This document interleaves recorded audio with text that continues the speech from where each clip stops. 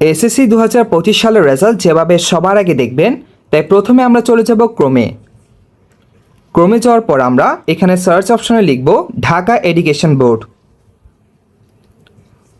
তারপর আমাদের কাছে এমন একটা ওয়েবসাইট চলে আসবে। এই ওয়েবসাইটে আপনারা বামে দেখতে পাবেন রেজাল্ট জেএসসি, এসএসসি এবং এইচএসসি নামে একটা অপশন আছে। আমরা এই অপশনে ক্লিক করব। তারপর আমাদের কাছে এমন একটা ইন্টারফেস চলে আসবে।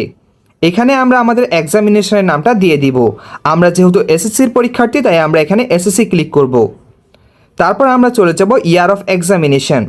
যেহেতু আমরা 25 সালে এক্সাম দিয়েছি, তাই আমরা 2025 ক্লিক করব। তারপর চলে যাব নেম অফ বোর্ড। আমরা যেই বোর্ডের পরীক্ষার্থী সেই বোর্ডের পরীক্ষার্থী সিলেক্ট করব। যেহেতু আমি ঢাকা বোর্ডে, তাই আমি ঢাকা বোর্ড সিলেক্ট করলাম। তারপর আমরা টাইপ অফ রেজাল্টে চলে যাব। এখানে আমরা ইন্ডিভিজুয়াল সিলেক্ট করব। তারপর আমাদের রোল নাম্বার দিতে হবে। আমি আমার রোল নাম্বারটা দিয়ে দিলাম। তারপর এখানে আমাদের রেজিস্ট্রেশন নাম্বারটা দিতে হবে। তারপর এখানে আমাদের সিকিউরিটি কোডটা দিতে হবে। তারপর এখানে ভিউ রেজাল্ট নামে একটা অপশন আছে, সেখানে ক্লিক করতে হবে।